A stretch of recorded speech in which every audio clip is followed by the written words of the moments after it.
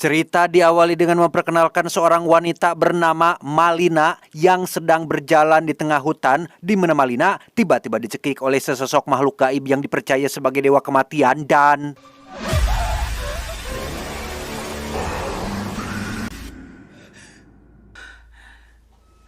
Ya, ternyata itu hanyalah mimpi buruk Malina yang mungkin sedang banyak pikiran akibat ingin motor NMAX tapi belum kesampaian. Malina sendiri tinggal bersama sang suami yang bernama Andri dan mereka hidup bahagia di tengah konflik yang sedang menimpa negaranya.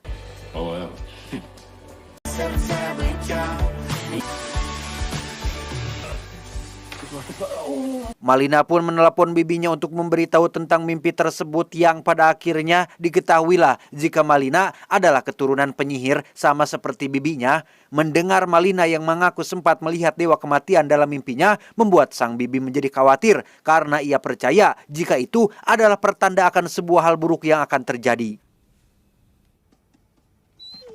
Dengan fakta bahwa negaranya sedang terjadi konflik perang dan tentara musuh sudah masuk ke wilayahnya, Malina dan Andri pun memutuskan untuk pergi keluar kota demi menghindari konflik yang sedang terjadi.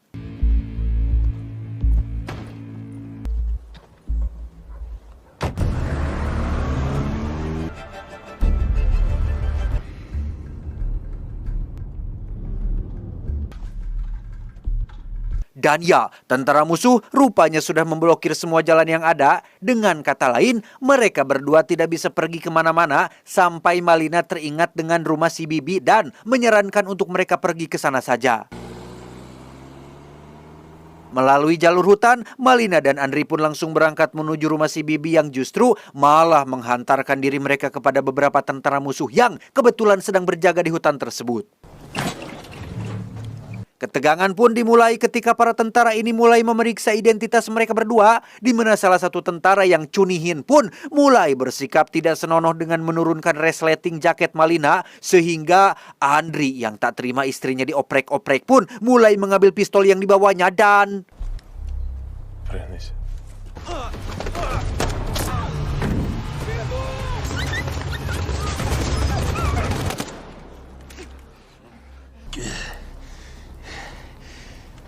Hasil dari kejadian itu, Andri terkena satu tembakan yang membuatnya mengalami sekarat. Sempat akan menolongnya dengan cara membacakan bejeb-bejeb alias mantra sihir. Malina tampaknya sudah terlambat karena Andri keburu meninggal dan dibawa oleh dewa kematian.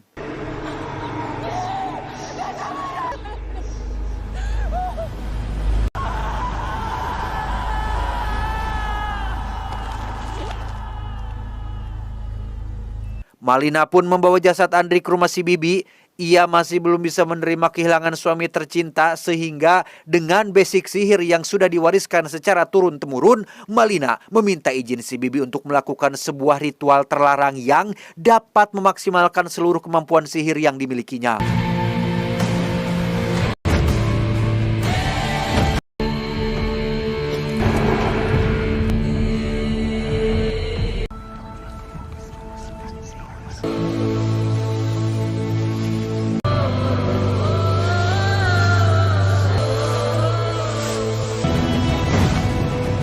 Sementara itu, si kapten dan 6 anak buahnya terlihat sedang melakukan briefing terkait pasokan makanan yang terhambat di tengah jalan, sehingga atas dasar kondisi darurat di tengah situasi perang, kapten memerintahkan separuh anak buahnya untuk pergi ke kota dan ambil apapun yang mereka butuhkan sesukanya. Отже, жодних сентиментів.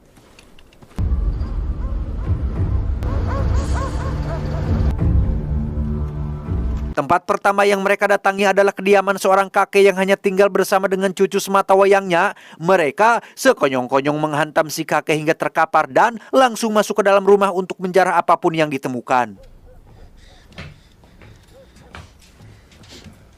Dan inilah cucu si kakek yang bernama Katia, di mana salah satu tentara yang paling mesum bernama Victor pun dengan koploknya memeluk Katia dari belakang, memukulnya hingga pingsan, dan menggadabahnya tepat di hadapan teman-temannya sendiri.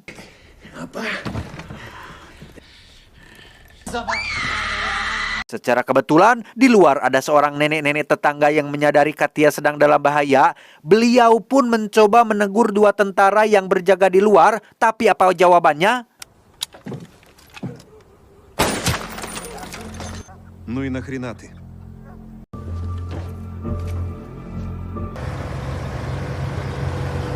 Tak hanya menjarah makanan, Victor dan kawan-kawan juga membawa serta Katia dan mobil milik kakeknya, di mana Malina sendiri terlihat sudah memulai santet pertamanya dengan membuat salah satu anak buah si kapten muntah kain mantra dan meninggal saat itu juga.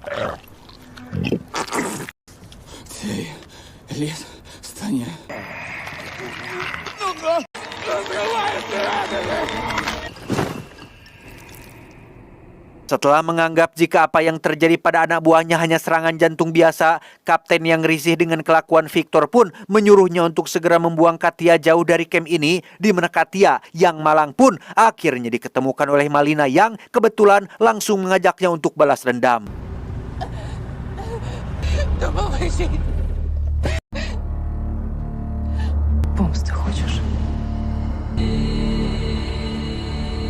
Singkat cerita, larut malam pun poek. Kapten mengalami mimpi buruk seolah berada di tempat seorang penyihir. Ia sebenarnya takut dengan kenyataan bahwa sihir itu ada, tetapi karena terlalu keras kepala, ia pun memilih untuk tidak memperdulikannya. Santet terus berlanjut, kali ini menimpa si Victor yang tiba-tiba kencing darah yang membuat hoholotnya perih, tidak ketulungan. Namun karena malu harus memberitahu yang lain, Victor memilih untuk merahasiakannya saja.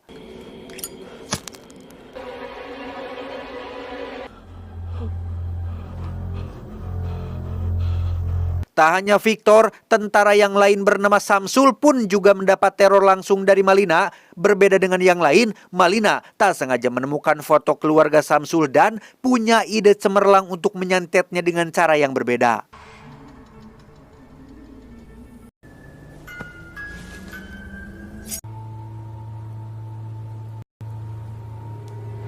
Terakhir, ada satu tentara yang mendapat tugas berjaga. Ia disihir seolah-olah melihat beberapa uang yang tergeletak di atas tanah sampai akhirnya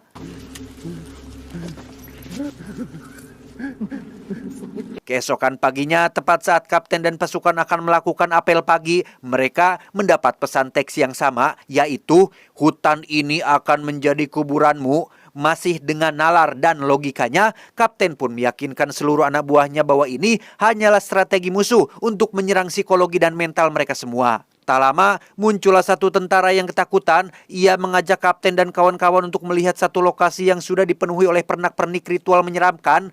Masih dengan alasan yang sama, yaitu strategi musuh, kapten dan anak buah pun tak merasa ketakutan sedikit pun sampai mereka mencari di mana si penjaga semalam berada. Barulah di situ mereka ketakutan saat melihat si penjaga sudah terikat di atas pohon dengan mulut yang dijahit rapat.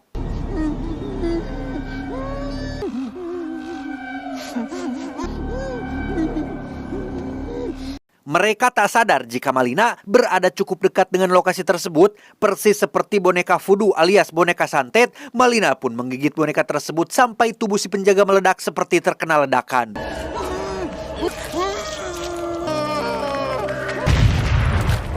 Entah kebetulan atau memang disengaja, kapten menemukan kail pancing dan tali kenur yang mengait di celana salah satu anak buahnya, sehingga lagi mereka menganggap ini hanya jebakan buatan musuh untuk menakut-nakuti mereka semua.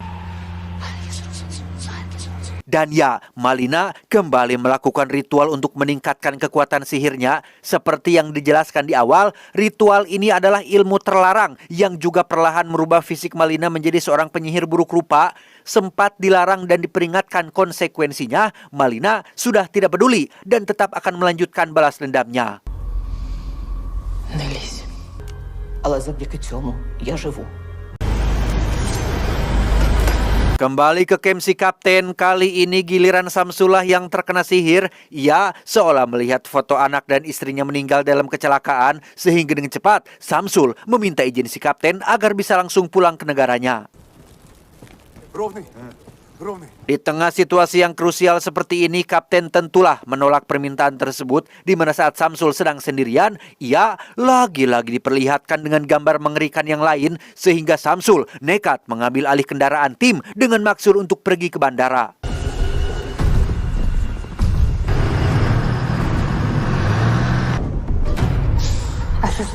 Dan ya, Samsul mendapat penampakan sosok Malina yang berdiri di tengah jalan. Samsul yang ketakutan pun mulai mengendarai truknya secara ugal-ugalan sampai tak sengaja melindas salah satu temannya yang berada di dalam tenda.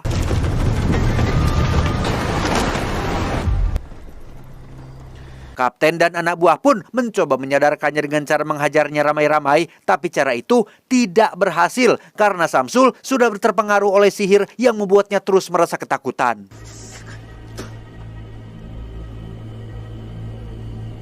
Keesokan paginya, tepat saat kapten dan anak buah baru bangun, tentara pribumi pun melakukan serangan yang membuat mereka semua kalang kabut. Satu tentara yang menjadi pelaku penembakan nenek-nenek di depan rumah Katia pun akhirnya mendapat gilirannya ketika ia melihat penampakan sepeda yang berlumuran darah disusul oleh sosok si nenek sendiri yang tergantung di atas pohon sampai akhirnya...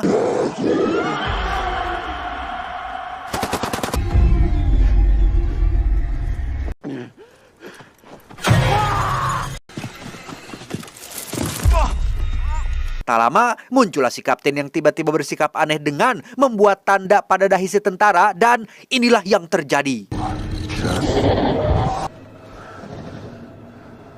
За мною! За мною!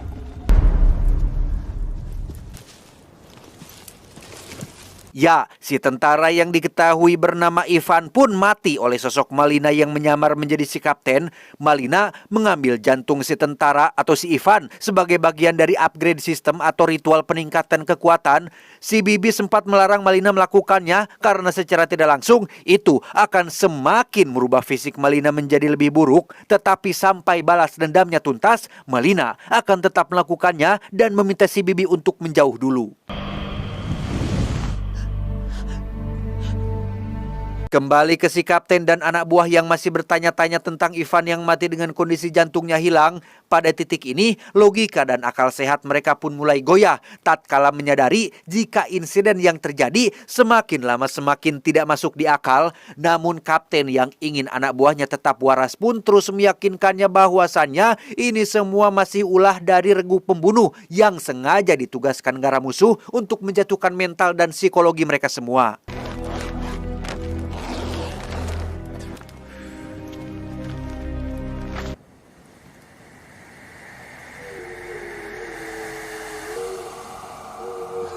Dan ya, mereka pun dikejutkan oleh kemunculan asap tebal yang entah dari mana asalnya, di mana Malina tiba-tiba muncul tepat di hadapan kapten dan anak buah untuk memperingatkan jika waktu sudah hampir habis dan mereka akan mati di tempat ini. А пока спите. Спите. Я командир. Keesokannya setelah tersadar dari pingsan, mereka kembali dikejutkan oleh menghilangnya jasad Ivan. Masih dengan teori regu pembunuh, kapten dan anak buah pun memutuskan untuk melakukan sweeping. Sementara Victor akan tetap di sana menjaga camp mereka.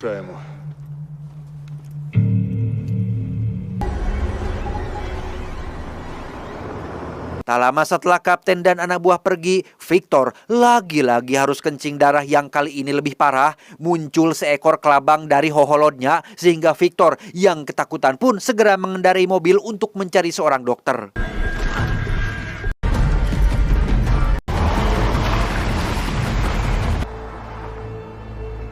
Alih-alih menemukan seorang dokter, Victor yang hoholotnya semakin lama semakin perih pun akhirnya tumbang di pekarangan rumah seseorang. Ia pun berteriak sekencang mungkin dengan harapan akan ada seseorang yang datang menolong. Tapi tebak siapa yang datang? Не треба, я тебе благаю, прошу, не треба, припини качель, я каюся, я каюся.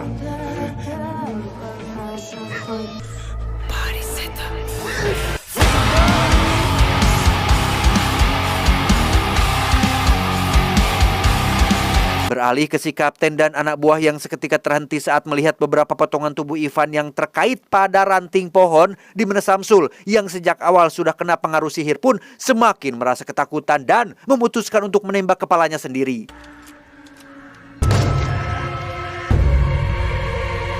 Tepat saat Samsul mati, muncullah Malina dari kejauhan, di mana si kapten dan anak buah pun langsung memberondongnya dengan peluru panas dan... Вогонь на 3 годину!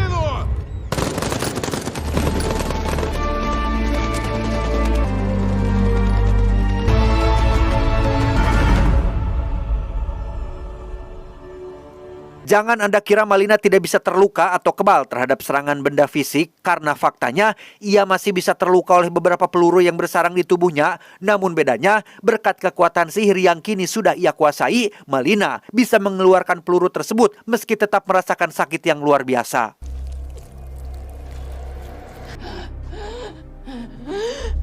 Berdasarkan jejak darah Malina, Kapten dan 3 anak buah yang tersisa pun akhirnya berhasil menemukan kediaman si Bibi tempat Malina berada, di mana Agus dan Setiawan pun diperintahkan untuk berjaga di luar, sementara Kapten dan Sony akan masuk terlebih dahulu.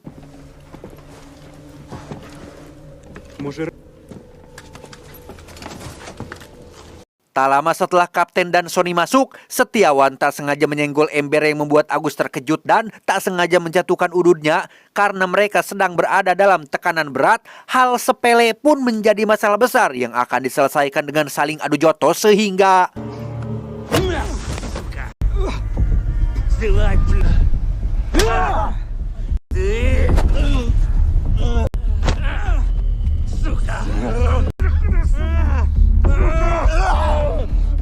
Setiawan berhasil mengalahkan Agus dengan cukup mudah. Tak terima dikalahkan oleh seorang junior, Agus pun langsung mengambil senjatanya dan...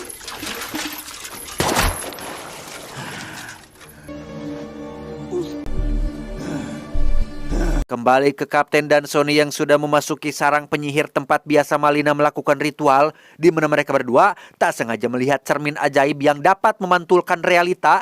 Sony yang terkejut oleh suara Malina pun langsung menembaknya dengan senjatanya hingga membuat satu botol pecah dan melelehkan wajahnya sendiri.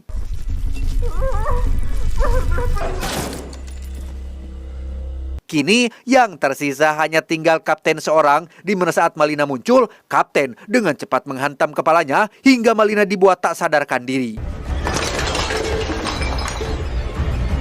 Sama seperti Victor anak buahnya, Kapten merupakan orang bejat yang langsung menggadabah Malina dari arah belakang, tapi tiba-tiba... Ya, Kapten ternyata sedang menggadabah Agus yang dalam penglihatannya adalah Malina, di mana Agus langsung dicekik dan diambil jantungnya untuk meningkatkan kekuatan sihirnya.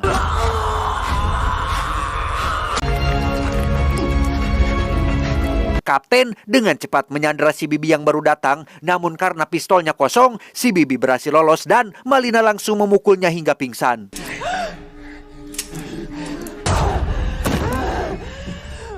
Alih-alih akan makan jantung manusia lagi demi meningkatkan kekuatan sihirnya, Bibi memberitahu tentang balas dendam Malina yang sudah selesai. Kini yang tersisa hanyalah si Kapten seorang. Untuk apa Malina susah-susah meningkatkan ilmunya hanya untuk membalas satu orang? Terlebih lagi setelah diketahui jika saat ini Malina sedang hamil anak suaminya, si Bibi menyarankan solusi yang lebih efektif, praktis, yaitu dengan memanipulasi pikiran si Kapten agar menjadi percaya bahwa penyihir itu ada.